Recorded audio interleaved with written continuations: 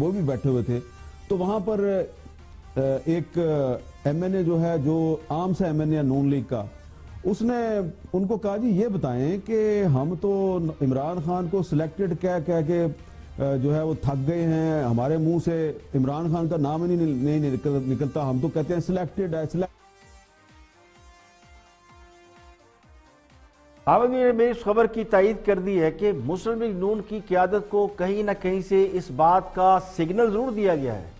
کہ وہ اگلے سیٹ اپ کا حصہ ہوں گے. اب وہ سیٹ اپ کس طریقے سے آتا ہے, ان ہاؤس تبدیلی ہے یا پھر تحریک عدم اعتماد کی وجہ سے آتا ہے یا پھر اسمبلیاں ڈیزالو ہوتی ہیں اور نئے الیکشن کی صورت میں آتا ہے. اب یہ تینوں آپشن وہی ہیں جو کہ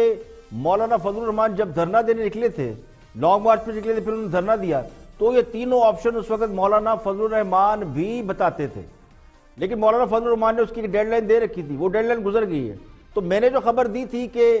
کس طرح کے اشارے ہیں اور کیا نون لیگ کو کوئی یقین دہانی کرائے گی, وہ بھی ذرا آپ دیکھ لیں. اب سوال یہ کہ کیا نواز شریف نے مزاحمتی بیانیہ ترک کر دیا ہے یا پھر شہباز شریف کے ذریعے انہیں مستقبل کے حوالے سے کچھ یقین دہانیاں کرا دی گئی ہیں. اور بہت سے لوگ اس نظریے کے ساتھ بھی اتفاق رکھتے ہیں کہ شاید نون لیگ کو فیوچر میں کچھ یقین دہانی کرائی گئی ہے فیوچر کے حوالے سے. لیکن ایک سوال یہ بھی ہے کہ کیا نواز شریف اور شہباز شریف یہ سمجھتے ہیں کہ ان کے بغیر بھی آرمی ایکٹ منظور ہو جاتا تو وہ کیوں اسٹیبلشمنٹ کے ساتھ اپنے خراب تعلقات کو بہتر کرنے کا موقع ہاتھ سے جانے دیتے ہیں؟ نواز شریف جو اپنی سیاسی وراثت اپنی بیٹی مریم نواز کو سونپ چکے ہیں, لیکن مریم نواز کو فیصلوں کا اختیار نہیں ہے یا پھر اجازت نہیں ہے. جب سے نواز شریف نے نظریاتی ہونے کا دعویٰ کیا, یہ پہلی بار ہوا ہے کہ قیادت کی طرف سے ایک ایسا فیصلہ جسے یو ٹرن کہا جا رہا ہے اس کے خلاف زبردست ری ایکشن دیکھنے میں آ رہا ہے. تو اپوزیشن کی تمام پارلیمانی جماعتوں کو ایک ہی طرح کے سگنل دیے گئے کہ الیکشن جلد ہوں گے یا یہ حکومت جانے والی ہے. تو شاید اسی وجہ سے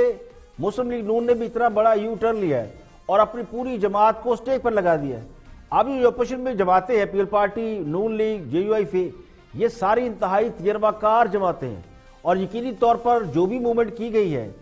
تو وہ کسی نہ کسی گارنٹی حاصل کرنے کے بعد کی گئی ہوگی, اسی وجہ سے پوزیشن تبدیل ہوئی. لیکن اس بات کا احتمال ہو سکتا ہے, یہ موجود ہے کہ پھر سے کوئی ہاتھ ہو جائے اپوزیشن کے ساتھ, کیونکہ لیکن سیاست پاسبلٹی کا نام ہے, تو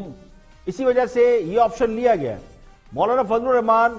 ان کے پاس بھی یہی سگنل تھا, لیکن انہوں نے ایک ڈیڈ لائن دی ہوئی تھی, تو وہ اس ڈیڈ لائن کے گزرنے کے بعد اس پورے